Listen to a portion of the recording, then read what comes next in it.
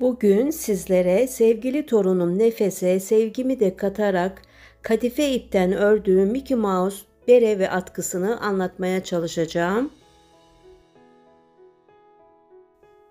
Bu arada İzmir Ödemiş'ten herkese merhabalar ve kanalıma hoş geldiniz.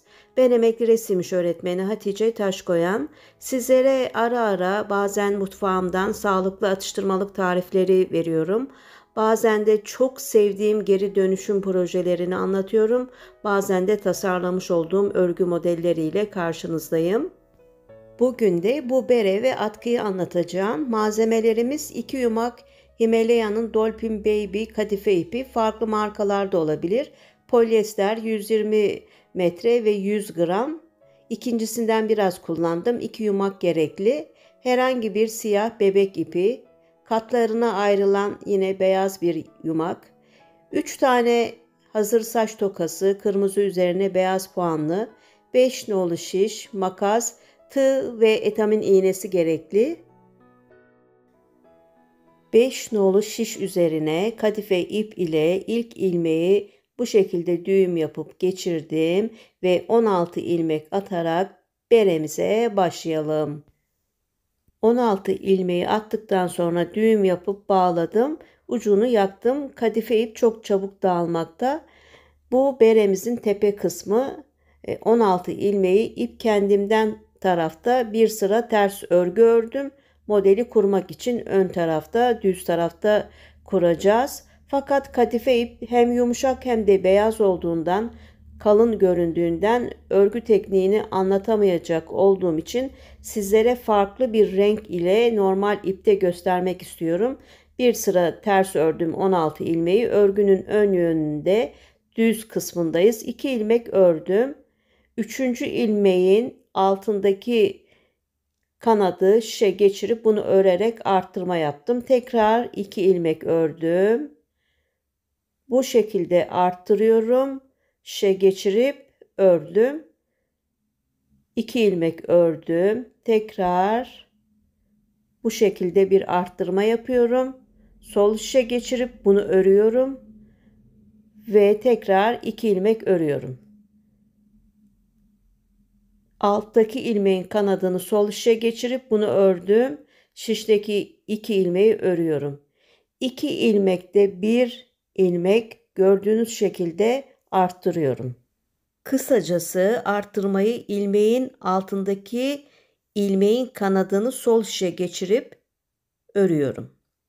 Arttırma yaptığım üstte kalan ilmeği de ve yanındakini de örüyorum. Son 2 ilmeği de yine alttaki ilmeği geçirip onu örüyorum. Üstte kalan ilmeği ve yanındakini de örerek bu sırayı tamamlıyorum.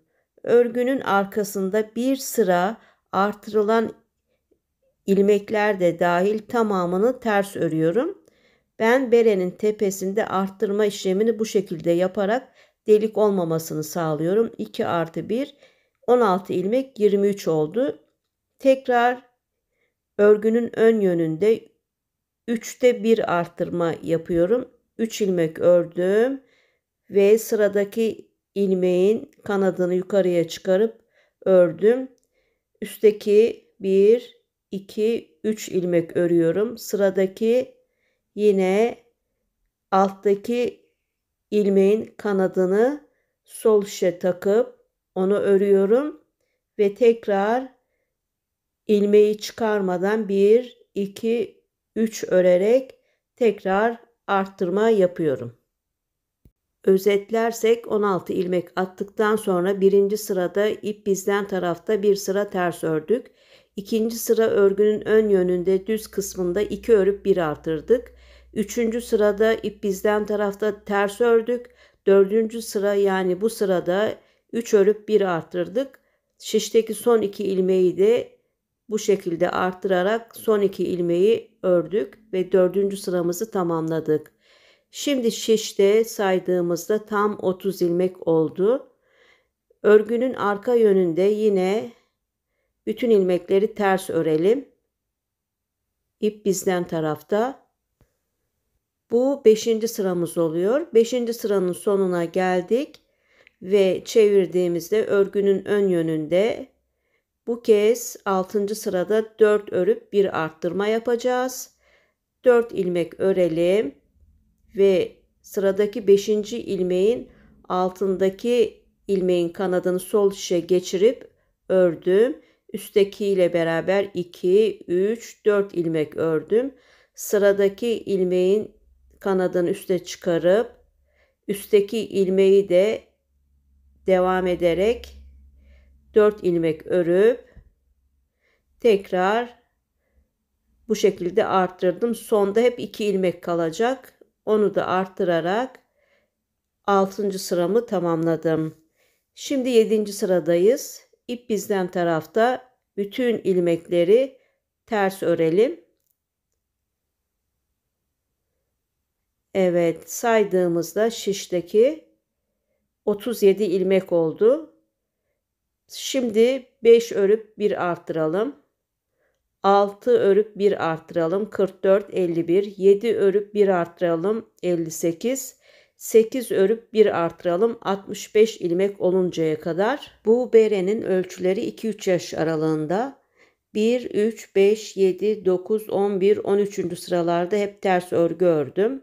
2, 4, 6, 8, 10, 12, 14. sıralarda düz örgü uyguladım ve belirttiğim rakamlarda arttırma yaparak şişteki ilmek sayısını 16'dan 65'e çıkardım.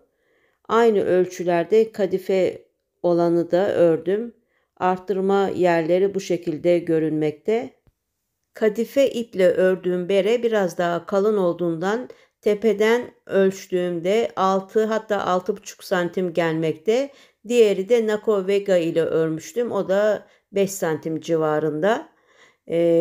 Kenarlarından birer ilmek daha arttırarak berenin daha rahat olmasını istediğim için 65 ilmeği 67'ye çıkarmak istiyorum.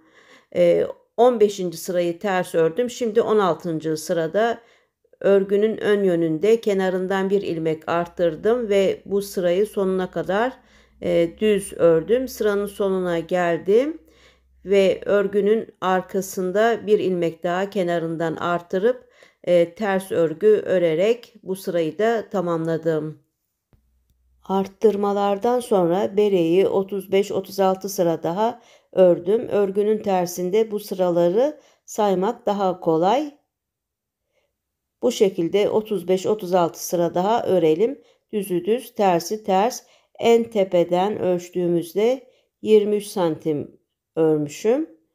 Ve örgünün ön yönünde artık beremizi kesebiliriz. Kadife çok esnek olmayan bir ip olduğundan ne çok sıkı ne çok gevşek. Normal gevşeklikte kestim. Ucunu yaktım gördüğünüz gibi.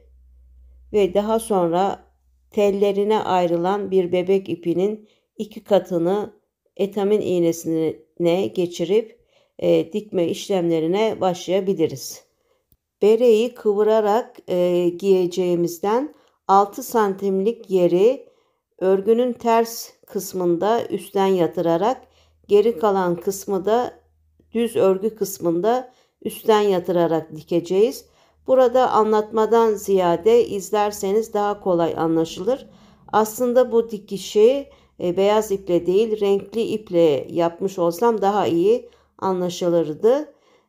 6 santimlik ters örgü kısmında üstten yatırarak bu şekilde bir ilmek içeriden sıra takip ederek bu şekilde dikiyorum. Bir karşıdan bir bu taraftan bir ilmek içeriden gözlemlediğiniz şekilde 6 santimlik yeri bu şekilde ters örgü kısmında yatırarak diktim. Mezura ile ölçersek 6 santim diktikten sonra iğnemi düz örgü kısmına geçirdim ve bu kez düz örgüyü üstten yatırarak bir ilmek içeriden fakat 2 sıra takip ederek bu şekilde 2 sıra üstten bir ilmek içeriden üstten yatırma tekniğiyle en tepeye kadar dikiyorum. Anlatırken biraz zorlanıyorum. Aslında renkli iple dikmiş olsaydım daha kolay anlaşılabilirdi. Gözlemlerseniz nasıl diktiğimi sizler de rahatlıkla bu şekilde yatırarak üstten dikiş tekniğini uygulayabilirsiniz. En tepeye kadar bu şekilde diktim. Bu teknik ile dikerseniz dikiş yerleri fazla belli olmaz. Misinalı şişle örülmüş gibi olur. Ben oldum olasıya misinalı şiş ile örmeyi çok rahat yapamıyorum. Bu sebeple 2 şiş üzerinde bereyi tepeden başlayarak artırmalı olarak örüyorum. Sizler misinaya hakimseniz tepeden 16 ilmek başlayıp hiç dikişsiz de örebilirsiniz. Berenin dikişi tamamlandıktan sonra tepedeki boşluğu büzerek sıkıştırıp tersinden fazla ipleri de dikiş yerinde sabitleyerek birkaç kez düğüm yapıp kesiyorum. Şimdi berenin alt kısmında 10 sırayı belirlemek amacı ile farklı bir ip ile teyelledim 10 sırayı saydıktan sonra. Bu şekilde ters örgü örülen kısmı düz örgü kısmına doğru kıvırarak toplu iğne ile tutturuyorum. Mavi ip ile teyellediğim kısımdan itibaren 6 sıra dışarıda görünecek, 7. sırada dikeceğim. Berenin alt kısmını anlattığım şekilde kıvrılınca mavi ipten sonra 6 sıra görünecek, 7. sırada bu şekilde dikerek berenin alt kısmını da tamamlıyorum. Bu berenin ölçüleri 2-3 yaş aralığı demiştim. Tepe kısmındaki artırmayı değiştirerek daha büyük çocuklar ya da yetişkinler için de uyarlayabiliriz. Evet, bu şekilde alt kısmı diktikten sonra fazla ipleri dikiş yerinde sabitleyip teyelini söktüm ve temizledim. Şimdi iç kısmından, dış kısmından değil, iç kısmından ölçelim. 2-3 yaş aralığına göre 48-50 santim gelmesi gerekir. 47 esnettiğimizde 48 santim.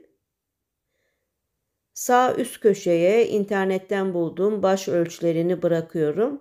Alttan tepeye kadar da 18 santim. Şimdi berenin pompon kısmına geçelim. İster kalın ister bebek ipi ile pompon yapabilirsiniz. Kalın ip ile sararsanız daha az, ince ip ile sararsanız daha çok dolamanız gerekir. Ben ince ip ile 4 parmağımın üzerinde 200 kez doladım ve daha sonra çıkardım. İnce ip ile ortasından bağlarken 2 katlı, kalın ip ile bağlarsanız tek katlı olabilir. Kalın ip ile elimden çıkardığım bu 200 kez doladığım ipin tam ortasından iyice sıkıştırarak bir kez dolayıp tam ortasından diğer bir kişi olursa yanınızda tutturun, daha kolay bağlanır. Tekrar bir kez daha dolayıp etrafında iyice sıkıştırıp birkaç kez düğüm yapıp bağlıyorum. Pompon aparatları var ama elimde sararak bu şekilde pompon yapmayı her zaman kolay bulmuşumdur. Ve daha sonra yanlarından makas ile kesip bağladığım ipleri hiç kesmeden sol elimin içerisinde tutarak diğer kestiğim yerleri güzelce yuvarlayarak kesiyorum toparlanıncaya kadar.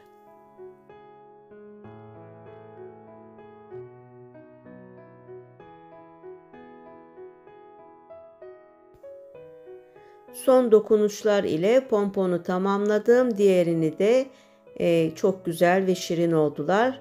Berenin kulakları olacak. Bu tokaları da Pehlivanoğlu'nun Muharremoğlu Pehlivanoğlu'ndan satın aldım. Ama tabii ki sizler kendiniz yapabilirsiniz. Kareli kağıda birer santime birer santim çizdim. 6'ya 6 kare yaptım. Yukarıdan ve yandan. Bu hazır aldığım tokayı önce çizdim. Gördüğünüz gibi bu kareleri takip ederek sizler de çizebilirsiniz. Önce kareli kağıda bu kareleri çizin ve çizgilerin nereden geçtiğine bakarak Bu şekilde çizebilirsiniz. Gördüğünüz gibi hangi rakamlarda nereden geçmişim. Daha sonra ikiye katlayıp bu kareli kağıdı birkaç yerde kullandığım için arkasında da çizgiler görünebilir. Camın üzerinden katladıktan sonra görünen yerlerden de çizerek, simetrisini çizerek bu fiyongun hangi ölçülerde yapıldığını sizler de rahatlıkla yapabilirsiniz bu şekilde. Ama arkasında başka çizgiler olduğundan karışık görünmekte. 2 tane puanlı bu şekilde kumaş bulmanız gerekir.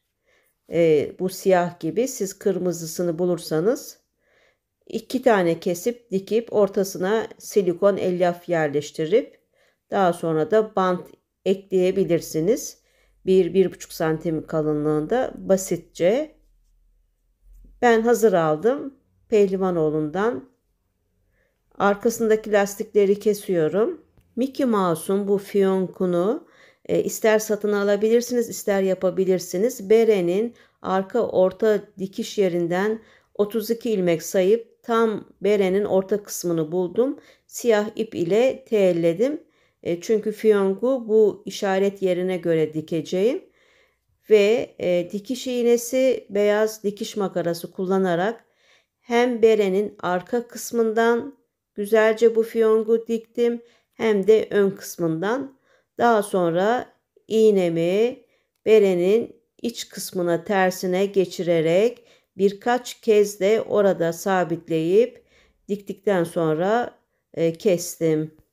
Gördüğünüz gibi basit bir teknikle harika bir beremiz oluyor. Ve şimdi sıra pomponlarında.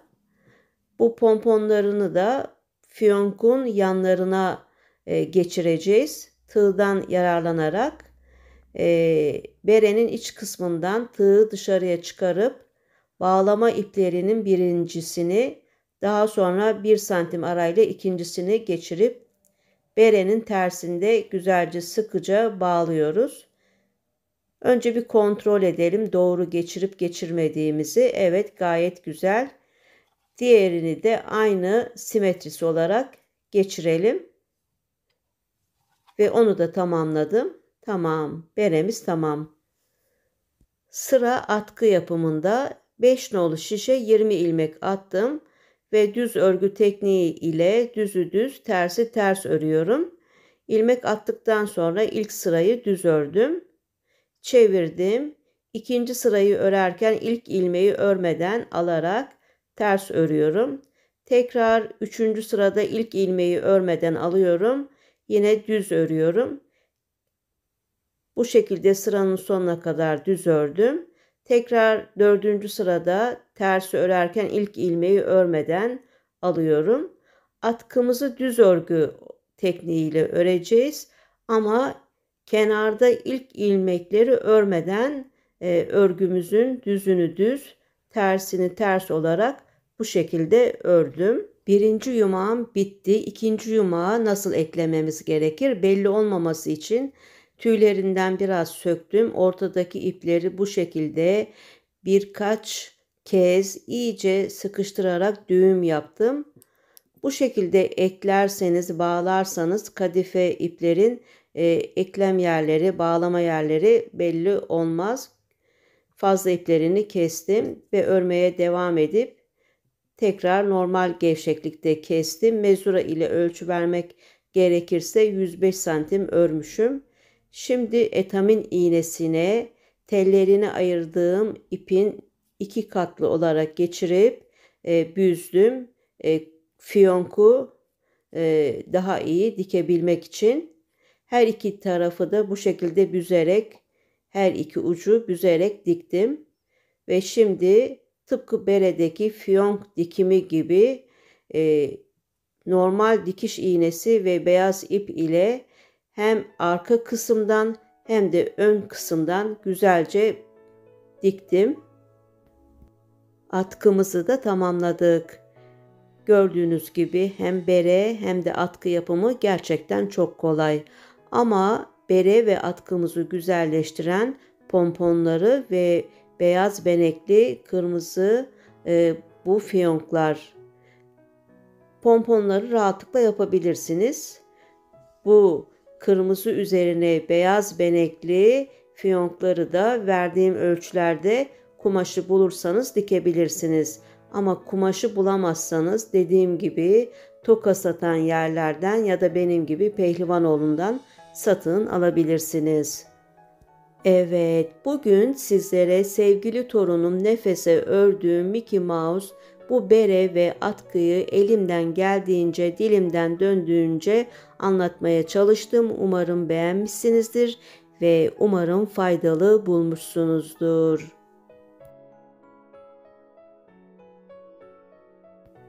Sizlere kanalımda bunun gibi tasarlamış olduğum örgü modellerini, bazen sağlıklı atıştırmalık tarifleri olarak mutfağımdan, bazen de çok sevdiğim geri dönüşüm projelerini anlatmaya çalışıyorum.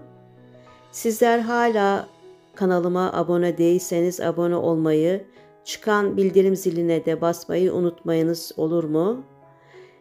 Bir de güzel yorumlarınızı yazar, hatta bu videoyu sosyal medya hesaplarınızda paylaşırsanız daha da çok mutlu olurum. Şimdilik İzmir Ödemiş'ten başka projelerde görüşmek ve buluşmak üzere. Hoşça kalınız, sevgiyle kalınız, sağlıkla kalınız diyorum. Bir de asla hobisiz kalmayınız diyorum.